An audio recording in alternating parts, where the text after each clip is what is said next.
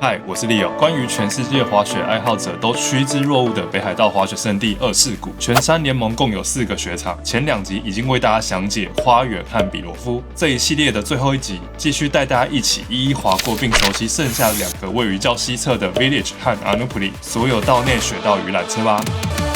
连续2季来到二世谷，如果碰上旺季，会发现超人气的花园和比罗夫总是人满为患，等缆车排队，吃饭排队，排到怀疑人生。我4个雪场都实际滑遍之后，发现二世谷村与阿努普利也是很值得考虑的选择。虽然他们道内的整体规模面积较小，但也因此地图设计整体较为单纯好理解，且雪道等级分区较明确，人流分散且人潮适中，特别适合想要避开拥挤或不擅长看地图，想要无脑放空滑的雪友们。如果你希望在计划二世谷滑雪行程时，能更清楚地选择适合自己的雪场，安排滑雪路线，找到你自己最想要挑战的雪道与缆车，那就继续看下去吧。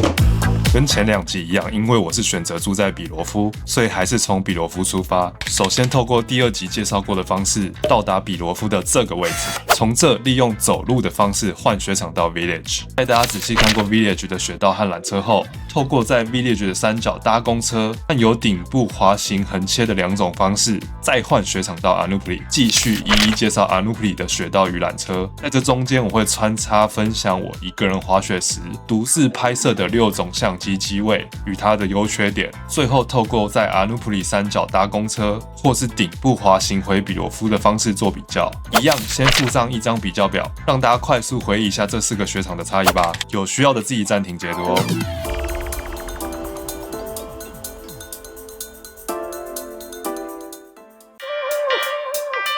接着就直接进到 Village 雪道与相关缆车的详细导览，我会分成3个区域做介绍。在刚刚前面提到只能用走的这个连通道，往山顶看就可以看到第一个要介绍的山顶区。这一区总共有1条黑线，2条红线。那第1条我们来看黑线 Snowco， 它是属于未压雪的雪道，位于 Hilafu 的 S Pair 4号缆车与 Village Wonderland 缆车之间的区域都属于这条黑线。所以如果你想要用滑的互换这2个雪场，可以跟画面上面这2个人一样，搭乘缆车到达雪场顶部的位置，透过这条黑线来互换这2个雪场。虽然 Village 官方没有给这条雪道数据，但透过缆车上可以看到，它其实跟右边比罗夫的 Large 黑线其实就隔着这条缆车而已，个人滑起来的体感其实是差不多的，所以你数据可以参考 Large 的数据。一样坡度在黑线里面不是真的非常陡，它的蘑菇也不是真的很深的那种，所以如果在天气好、视线好的情况下，我觉得慢慢滑都不是太难。但如果雪比较大、视线比较差，下缆车之后，我后面一次斜切到阿努普里，再跟大家一起详细介绍怎么边滑边判断自己的相对位置吧。再回到刚刚那个用走的连通道，到尼塞Gondola 的顶部之前，往右手边看，剩下的2条红线就是绕着 Wonderland 这条缆车走。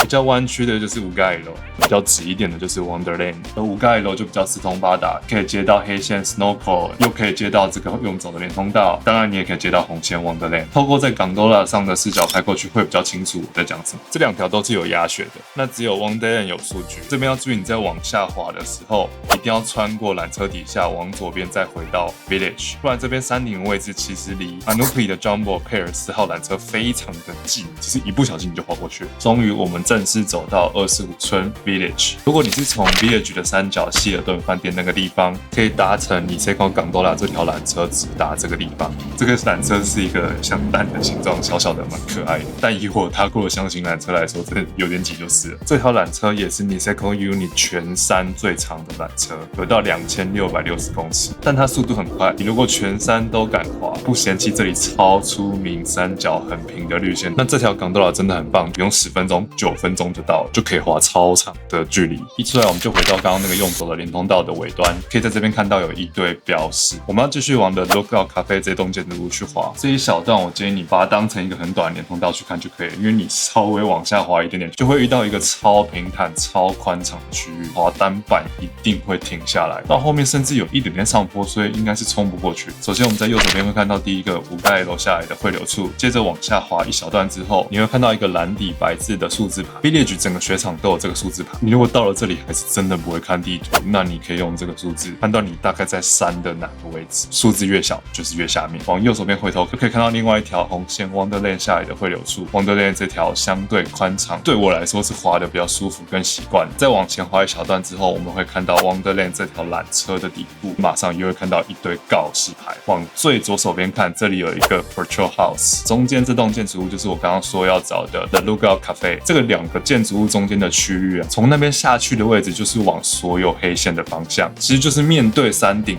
右边的这一区。最右边在 Wonderland 缆车底部的旁边是 Country Road 这条缆车底部，山顶区和中段区的分界就大概是在这些建筑物的这个平台的位置。穿过这条缆车往下滑，就是往等等中段区要介绍的绿线大贝萨。那因为这一次时间的关系，加上我的程度又没有人带，刚刚提到面对山顶右侧那一区，所有的黑线啊、胃压雪区，甚至是 G11的入口要到水野之泽的道外野雪区，这边我几乎都没有去滑到。我在滑面对山顶左侧这一区红绿线的时候，如果拍到黑线这些雪道的话，我会尽量补充画面给大家看看雪道长什么样子。那我从这个位置滑下去，透过这里要进入接着要介绍的中段区。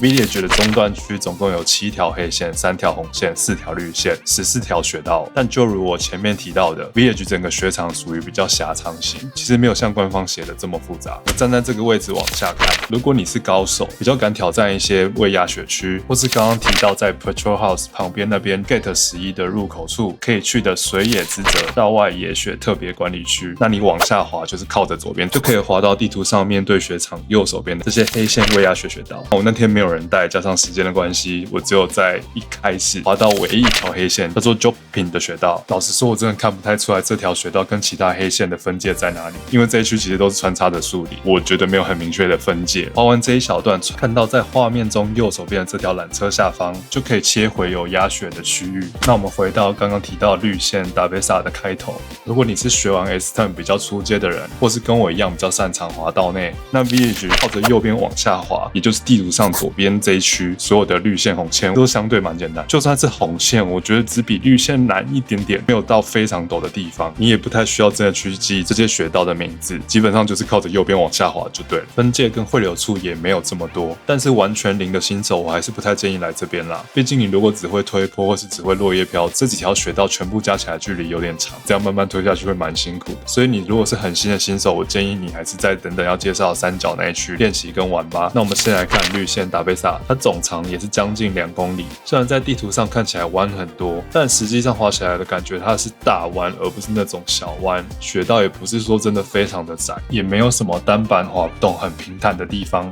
我整体滑起来都是非常轻松简单的。那它沿路跟很多红线黑线都有汇流，雪道本身没有太多特色，我就不多做介绍。那经过第一个大弯之后，第二次穿过 Country Road 这条缆车，就回到刚刚我们黑线 Jopin 下来的地方，这时候会有一个岔路口，往画面中左手边走就是继续滑这条绿线达贝萨，那我选择往右边去滑红线 Neko no Cafe。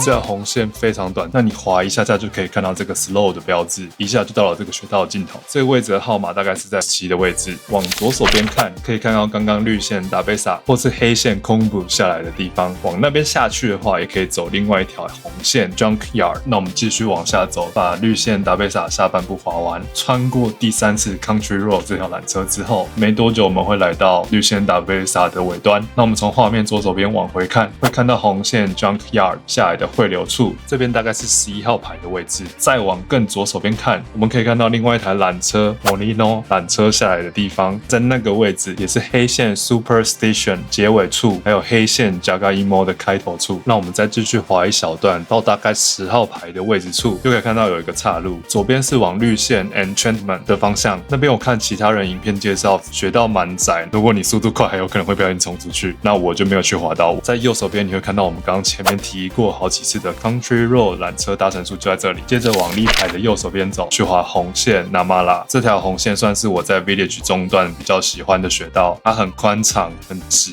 也相对长一点点，最大斜度有到27度，也相对陡一点点，所以刚刚好适合我现在这个程度做一些练习，不会太轻松，也不会太难。那平行在这个雪道的左侧，你会看到一些类似蛇道的设计。从上到下的话，就是绿线 Enchantment 下来的地方，马上接到绿线 Make Sense。我去年在视线比较差的时候，有稍微不小心误闯这个雪道，但滑了一小段之后我就切回来，因为那时候我根本不敢滑这种有点 U 型、有固定轨迹的雪道。再来最后一个弯是绿线 Unforgettable， 在尾端就跟红线 Namala 走不同岔路往下滑了。那我们把红线 Namala 滑完，当我们又看到一个多岔路口，中间会看到一个叫做 Banza 的缆车顶部。那到这边我们就结束中段区，准备进入三角区啦。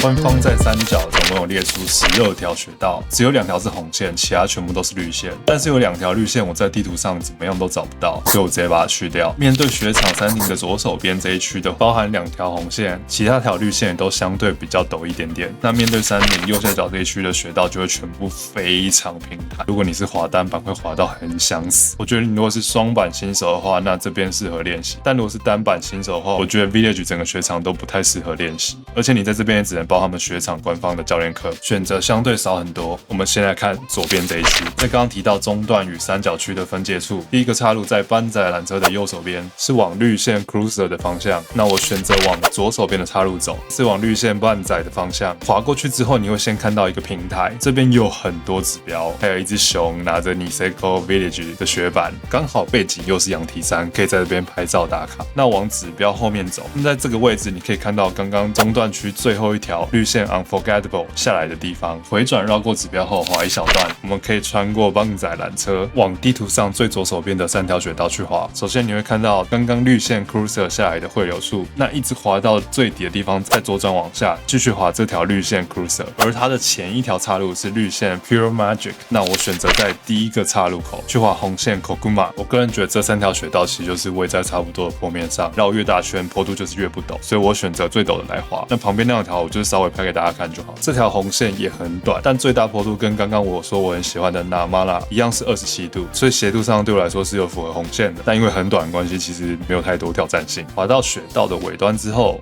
右手边看就会看到绿线 Cruiser 和绿线 Pure Magic 滑下来的地方。那往左手边走，又是继续滑绿线 Cruiser 这个雪道。再次穿过这条缆车之后，那在这个视角已经可以看到前方这一区就是面对雪场右手边很平的那一区。等等我搭这条缆车上去之后，再滑过去给大家看。那我们往右手边回转去搭这条班扎的缆车。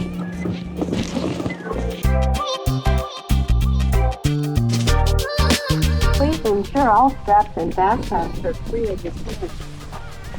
下缆车之后，我们往右转。这次我们来把班扎这条绿线完整滑完，沿路一样，我们滑过刚刚那只熊，往前滑一小段，横切整个雪场后，在左手边可以看到一条叫做 Miso Shiru 的wei压雪黑线下来的汇流处。接着你看到这个 slow down 的标志，我们就正式进入三角右下角这一区。这边真的是超多岔路口，既复杂又平坦。我尽量带大家把每个岔路都看过了，我希望你去的时候可以比较熟悉这里的路线。首先我们穿过第一条叫做 Upper Village 的港多拉缆车，这真的是我看过最短的港多拉，官方数据只有250公尺，1分钟就可以到达。这么短还做港多拉，不得不说真的蛮有钱。马上我们会看到之前提过的 Monilo 吊椅式缆车，在它旁边则是 Village Express 下缆车的地方，2个下缆车的地方中间夹着一个吊椅式缆车，这个地方真的很多个路口。首先第一个 Upper Village 缆车下缆车，马上右转下来的这个地方，也是我现在要滑的这个方向，是往 Shakiness 这条绿线。那在你的正前方会看到另外一条叫做 Community 的缆车下车的地方，这边又有另外一条滑过来的汇流处。这一条滑过来之后，沿着刚刚那条最短的港多拉往下滑，这整段都是绿线 Next Stage。那我们继续滑绿线 Shakiness， 到穿过下一个港多拉之前，又会看到一个比较大的岔路。右手边沿着这条 Village Express 港多拉滑下去，就是 Agemo 的绿线雪道。这里沿路滑下去，在左手边就可以找到很有名的商场跟吃饭的地方，叫做 Niseko Yo。同样在那个方向的右手边就是丽兹卡尔顿。那我们选择走左手边的岔路，继续滑这条绿线 Shakiness。这一区的坡度真的好平，如果你前面没有维持速度，真的会滑得好痛苦。单板就别来了吧。一路滑到穿过下一条缆车 Community， 回头往左手边看，就是绿线 Final Fling 还有黑线 Yard Sale 滑下来的汇流处。那我们右转，接着来滑这条绿线 Final Fling， 滑到大概一半的位置，又可以看到一个告示牌，这边又有一个岔路。往右手边持续滑绿线 Boomerang， 这条滑到底部往右手边走，一样可以接到 Niseko Yo 还有 Community 这条缆车的底部。那我们继续往左滑，把 Final Fling 滑完，终于就回到我前面提过的 Hilton 饭店这边，也是最多人来滑这个雪场会住的地方。那往右手边看，就可以看到搭乘 Community 缆车的位置，再走过去一点，就可以看到刚刚提到好多次的 Niseko Yo 这一区逛街吃饭的地方。在最左手边 Niseko Gondola 那一栋，大多数人买雪票、租借、找教练，其实都是在这个山脚。我们再次回到刚刚说可以打卡拍照的熊这个位置，一样这边滑下去之后，我们来看最后一条红线 Don't Blink。在滑下去之前，站在这个位置的顶端，就可以看到 Village 整个山脚所有的建筑物，包括往背后看就可以看到我们刚刚介绍过的那些黑线位压雪区，还有道外的地方。这条红线比刚刚那个 Koguma 更短，也没这么陡。那我们滑到这条雪道的尾端之后，往左边看，就是刚刚很平坦那一区，我说沿着那条最短的港多拉滑绿线 Next Stage 过来的地方。往右边看，就是刚刚绿线 Cruiser 过来的地方，都会汇流到这里。那在最尾端接近建筑物的左手边，会看到一个防风魔毯，但这个是不是所有人都可以用，我就不太清楚了。那到这边就结束所有 Village 的道内雪道与缆车的介绍啦。我选择停在这边，是因为要穿过这2栋的建筑物，走到外面去搭公车到阿努普里。介绍阿努普里的雪道与缆车之前，我先带大家看怎么换雪场去阿努普里。Niseko的山顶缆车常常因为天气的关系没有开放，那不像前3个雪场，你不用到雪场的最高点就可以用走的或是滑的去换雪场。但从 Village 到阿努普里，基本上你不到最高点是切不过去的。所以第一个方式是搭公车。事前我没有花太多时间研究，所以其实有一点乱。像我有买全山券 ，Shuttle Bus 是可以刷全山券免费搭的。首先我上网查了联盟的 Shuttle Bus 的路线。然后有分 A 跟 B，A 的话就从 Hanazono 一直开到阿努普里，那 B 的话就是反过来。像我现在应该要去搭乘 A， 但我当下没有看清楚，所以搭反了。下车之后等的下一台车，但我上了车之后没多久才发现这不是 Shuttle Bus， 它叫做周游 Bus， 外观看起来根本就是一模一样，很容易搭错，也不能使用全山券直接搭乘，必须利用其他方式支付。基本上路线差不多，可是在后面的停靠站有一点不一样，它会先停阿努普里的后面2个饭店，才停阿努普里雪场下车的位置，所以我就提早下车，误打误撞走到阿努普里这个 ski out 的 Northern Resort， 穿过整个饭店之后，这一个出口就可以接到阿努普里的雪道上。总之，你如果搭公车在 Niseko 换雪场的话，我建议你要先查清楚，不然真的很乱。那如果山顶缆车都有开，像我从 Hirafu S Pair 4号缆车这里往下滑，往右横切，穿过 S Pair 4号缆车之后，这边就是正式进入 Village 的雪道。在一路横切之后，看到第2条缆车，这条缆车是 Village 的 Wonderland， 穿过它之后还是属于 Village， 但这边蛮清楚的，你会马上看到一个告示牌。再看到下一条缆车是阿努普里的 Jumbo Pair 4号缆车，穿过它之后就正式进入阿努普里的雪道。那跟刚刚搭公车相比，总耗时真的差非常多。现在你看到这个画面是我第一次去 Niseko， 完全不熟悉路线就直接这样横切，而且当天视线其实非常不好，也是很快就到了。如果你有能力滑微压雪跟黑线，那你直接这样横切其实是快很多，而且你就照我刚刚讲的这样看，其实不太会迷路。接着我们就进入到阿努普里的雪道与相关缆车的详细导览。阿努普里总共有13条雪道，从山顶到山脚会分4个区域跟大家做介绍。比起刚的 Village， 阿努普里的雪道等级分界更明确，数量少很多，也相对单纯。真正的分岔路其实没有那么多。从刚刚换雪场斜切过来，经过这个 Jumbo Pair 4号缆车顶部，马上来看山顶区吧。下缆车之后往左转，你如果在缆车这个位置继续向右横切，就可以看到 Get To。那山顶只有一条黑线雪道，就是 Champion。说它是黑线，但最陡只有25度，非常宽敞，而且它也是有压雪的雪道哦。只要视线不是太差，真的很简单。我其实不太知道为什么官方会把这条定为黑线，我猜可能是因为是迎风面的关系，这里风通常很大。看我刚滑出去道外的那一天，天气超好，但风还是超大。从那里钻出去，我们就赶紧跑，要速度快。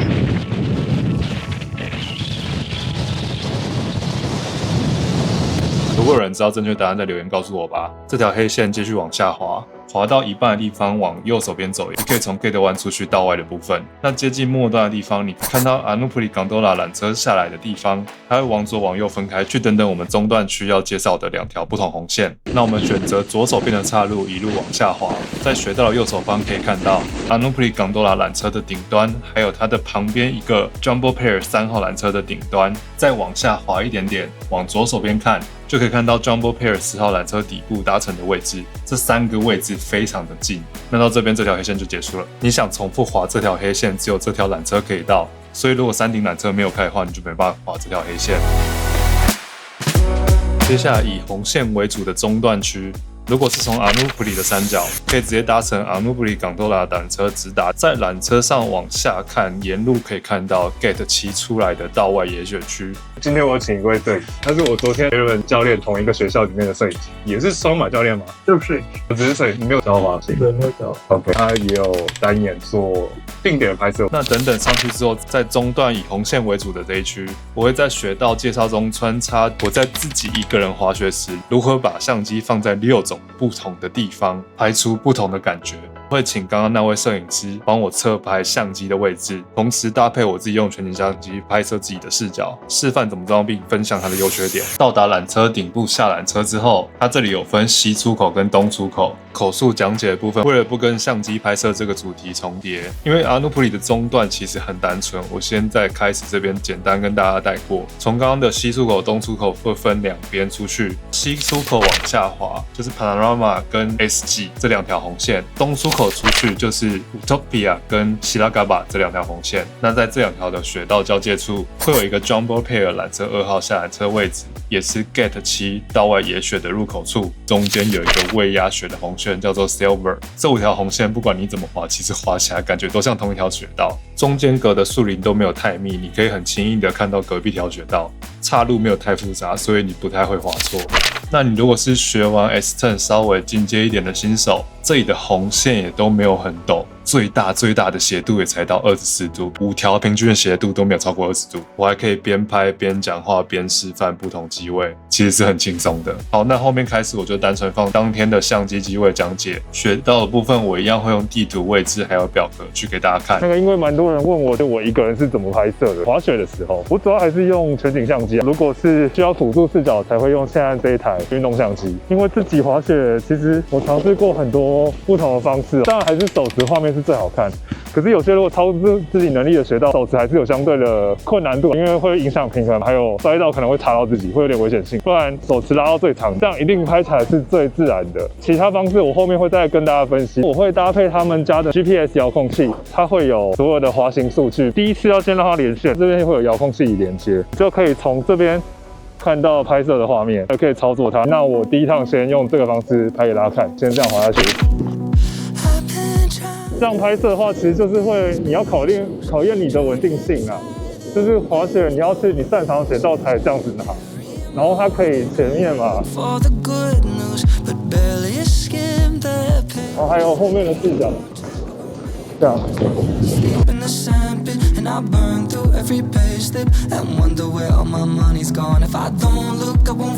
或是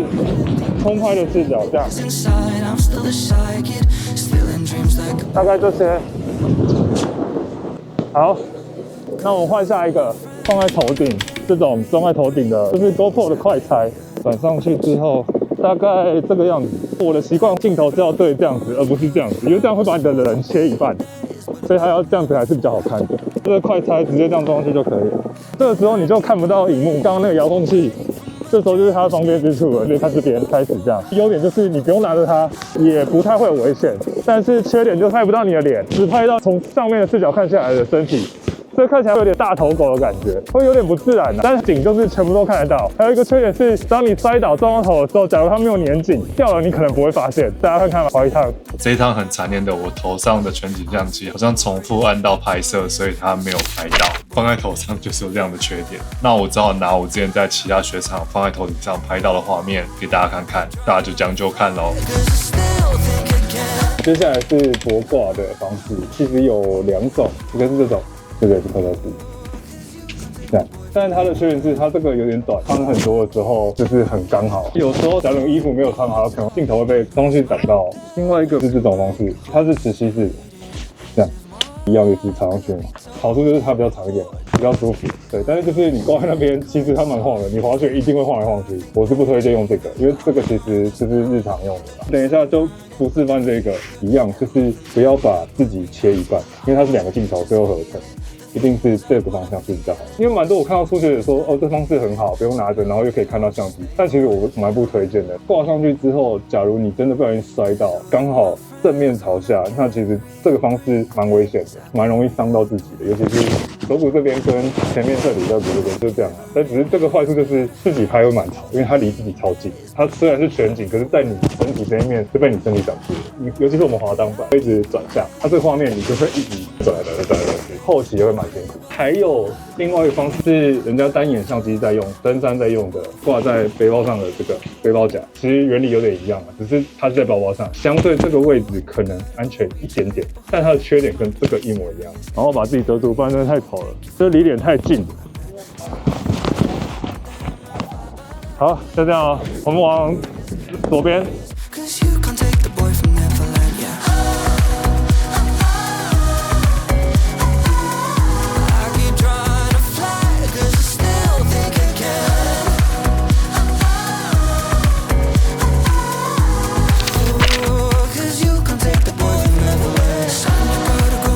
在这边换一个好了，手包夹把这个2个转松，这个可以推开，一样也可以快拆，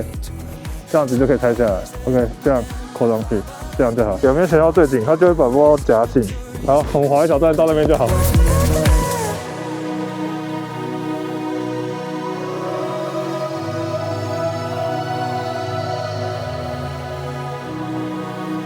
好，就这样。我刚装反了，它这个快扣是其实要从往下这样放，我装反了，所以要是这样推掉按这个，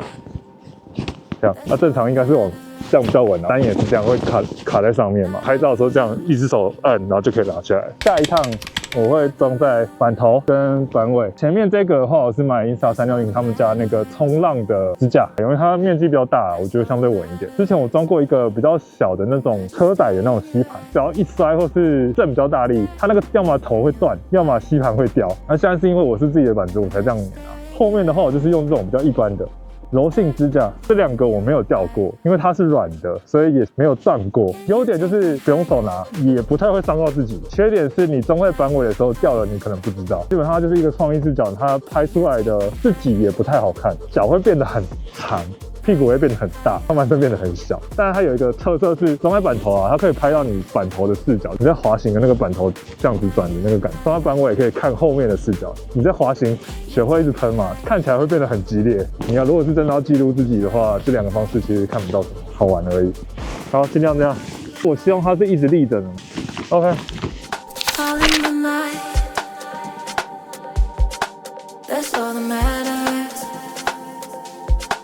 That's all that matters. And I just stare in your eyes, stare in your eyes. And I just stare in your eyes. 好，我们现在换板尾，力道就是接近90度这样，锁到最紧，这样。Can you take me higher, higher, higher? Can you take me higher?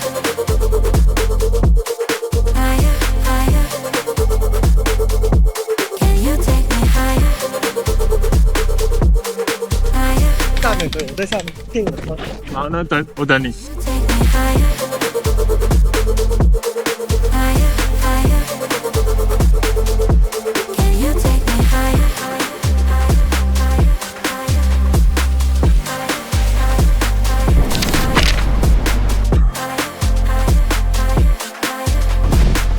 今天示范了，就是拿着全景相机去做自己的拍摄，大家可以去看画面，看大家自己喜欢什么，还有我刚刚讲的那些优缺点，你评估你自己的程度去决定你要用什么。手拿画面一定是最好看的，那个长度，你的身体比例才会自然的，其他都会有点辨识，取景会比较好。第二个推荐的就是放头上，相对所有视角都拍得到。人虽然头有点大，可是它至少还是好看的，而且还看得到你板子滑行的轨迹。总结就是这样啊，你就是练长一点，再考虑拍摄，我觉得会比较好。接下来我们介绍以绿线为主的中段区，这里你不要看它画很多条，实际上只有2条绿线，而且一样都很相近，中间的树林也不是很密。整体我认为一样可以把它看成同一个雪道，最大斜度不会超过12度，但也不至于到太平坦，不像 Village 右下角那样只有个位数的斜度，基本上又宽又大，很适合零基础学一点之后，想要透过一样搭一次缆车滑更长的距离，超过1公里的话，就上来这边试试看。它其实跟最三角的等一下那条绿线 Junior 整体斜度都是差不多的，但是这里会更宽敞，人应该也会比下面少一点。跟刚刚中段区红线的交界处就是这个绿色的建筑物 Jumbo Hood 1号缆车的顶部。如果要从三角上来的话，一样你在刚刚 Anoupoli Gondola 旁边就可以搭乘它上来到这边，在搭乘的后半段，你往左手边看就可以看完整的这一区。其实你不仔细分是分不出来它有不同雪道啦。下缆车之后右转，先来看 Family， 它把它画成3条分支，一条我们刚刚在上一区已经画过，就是沿着红线喜拉嘎巴滑下来之后，一直斜切到 Jumbo Pair 2号缆车的底部这边。如果选择不要切到缆车那边，穿过 Jumbo Hood 1号缆车之后，沿路一直往下走到高斯牌这边，那这是中间这一条 Family， 最后一条是夹在2个树林中间的小小通道，这个也是 Family。那在这条绿线的底部，往不同方向就可以接到三角3种不同等级的4条雪道。那我们回到 Jumbo Hood 1号缆车顶部，这次我们选择左转去滑绿线 Paradise。硬要比的话 ，Paradise 会比 Family 陡一点点，但长度是差不多，而且你随时也都可以往左切到 Family。它们中间的树林其实都蛮简单的，慢慢滑，小心不要中树，可以试着滑滑看，反正不行就赶快切出来。那在滑到尾段的时候，会先在右手边看到第一个岔路，是往等一下三角第一条要介绍的黑线叫做 Marcher， 直直继续往下走，不要右转。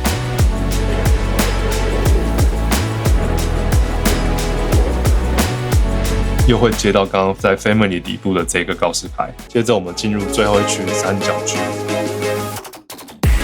跟刚刚上面3区都有自己的缆车可以到达，不一样的是三角区这几条雪道都没有缆车可以直接到达，你都必须从上面滑下来。除了在 Junior 的下半段，几乎是水平横穿过整个雪场底部的这一段才有自己的缆车，那边超适合零经验的新手来练习。后面再带大家来看看，这里总共有3条黑线、1条红线、1条绿线，3条黑线都属于未压雪的雪道，但是都蛮短的，都在400公尺以内，有2条甚至只有200多公尺。但是比起最顶部那条黑线，在三角这3条黑线反而更有挑战性。那我们在刚刚提过的位置向右转去滑第一条黑线 Marcher。这3条黑线是微压雪，加上我去滑那天雪很硬，那个馒头被大家滑得非常明显，对我来说是非常有困难度，所以我滑得非常憋屈，我都尽量靠着边边比较平的地方再滑。那这一条黑线，因为它绕比较大圈，已经是相对比较不陡，再怎么难，再怎么痛苦，它真的很短，一下就结束。滑到底部，往左前方看，第一个汇流处就是绿线 Junior 下来的地方。那这条绿线 Junior 只有这一段比较稍微陡一点，我刚好没有滑到，就从这边拍给大家看。那我们往右边继续往下走，整段都是这条绿线 Junior， 相对后面开始就很宽敞、平坦、简单又直。那我会滑过好几趟，这一趟我先给大家看面对山上3条下来的汇流处，后面会再单独滑过一次这条绿线的底部，用不同视角给大家看三角的建筑、缆车还有这条雪道本身。滑过右边 Dream 1号缆车顶部的对面可以看到第2条汇流处是黑线 Challenge 下来的地方，再滑一小段，再来第3条很宽的这个汇流处是红线 Dynamic。马上又可以看到第4个汇流处是黑线 Hukagaki Linkan 这条雪道下来的地方。接着我们又回到刚刚提过的中段区与三角区的分界位置这个标志处，往最右手边看可以看到刚从底部看过的绿线 Junior 滑下去的岔路，那往左边的话是红线 Dynamic。我们首先来滑中间这个岔路口是黑线 Challenge， 这条也是非常的短哦。虽然它也是微压雪，但是它的馒头没有这么明显。然后因为它的雪道是横切山坡面，是歪的感觉，两边树林很近，窄窄的，总之一下就滑完了。马上又回到刚刚的地方，我们来滑隔壁条的红线 Dynamic。这条红线是我在阿努普里里面最喜欢的红线，最大坡度甚至比顶部那条黑线还要陡，超级宽敞，又是压过雪的雪道。当在季冬的时候，你看它雪还这么厚，滑起来其实很舒服，也不会太简单，是有挑战性的。但缺点就是一样非常短，所以一下也就结束了。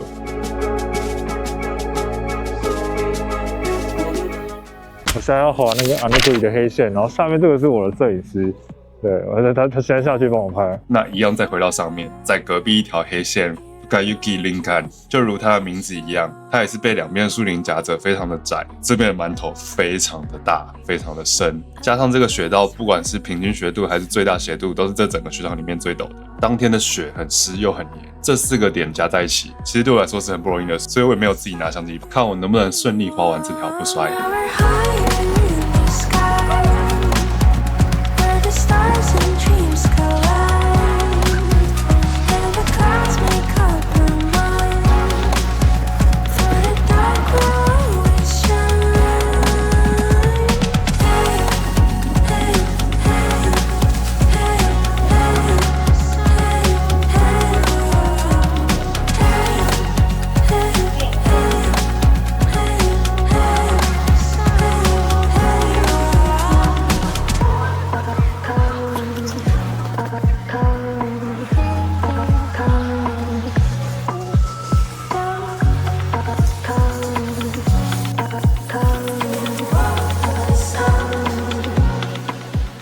最后的最后，我们再从不同的视角来看绿线 Junior 下半段超适合零新手做练习的这一段。首先，他在这一段有自己专属的一个叫做 Dream 1号的缆车，这个缆车超级慢，短短400公尺也是要打4分钟，跟其他比它长的缆车时间是差不多的。但因为这样很适合新手练习下缆车，而且它下缆车这一块地相对平坦宽敞很多，然后也有做一个防护栏，所以真的摔了也不太需要担心。一路往下滑，可以看到这一段的坡度都非常的平均，有一定的坡度，但是也不至于完全平坦，没有歪歪斜斜，或是没有奇怪的地形，也没有什么大转弯，非常的直，非常的宽敞。这种条件真的超适合零经验的新手练习。400多公尺也对新手来说很足够了。零经验的新手超推荐大家来这边上课。那我们刚刚在滑下来的右手边山脚有很多建筑嘛，还有2个我没有给大家介绍过，这2个都是吃饭跟休息的地方，一个是 Rest House， 一个是 Nook Anupree， 2个我都简单进去带大家绕过一圈。Rest House 这边就比较中规中矩。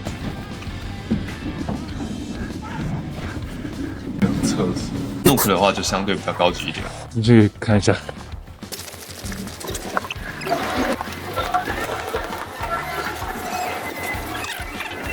来餐厅休息一会儿。但很饿。费用的话我没有仔细比较，但我体感应该是 Nook 比较贵。那当然 Nook 比较方便的是这边可以买票，可以租装备，可以找教练，然后出口出去又可以搭公车。如果我们要搭公车回 Hirafu， 就是从 Nook 旁边的这一个圆环处搭公车回去。基本上我在 Anupree 都是滑到夜滑完搭公车回去，只有一次我是从山顶直接斜切回 Hirafu。虽然说山顶斜切回去会比较快，但是因为越往山顶的缆车越早关，其实我觉得时间会相对有点赶。如果你想要一整天待在 Anupree 好好滑，包括夜滑，反正晚上也没事嘛，你就搭公车慢慢回去，跟白天要换雪场要考量的就不太一样。以上我们终于介绍完24谷4个雪场所有的雪道与缆车啦。光道内的介绍3集，总共片长就大概1个半小时，真的是大工程。希望大家还喜欢我呈现的方式，把这一系列的影片分享给你要去24谷的朋友们吧，绝对可以让你们先熟悉这个超有名的雪场。希望有帮助到大家。大家如果还有任何疑问，一样可以在底下留言告诉我，然后我会尽量回答大家的。如果这些资讯对你有帮助的话，请订阅、按赞、加分享。你这口介绍完之后，还有其他影片，大家再继续关注，记得开启小铃铛，你才不会错过未来的新影片。好，大家下次再见，拜拜。不错，不错，不错，可以，一看就会。对，前任走了。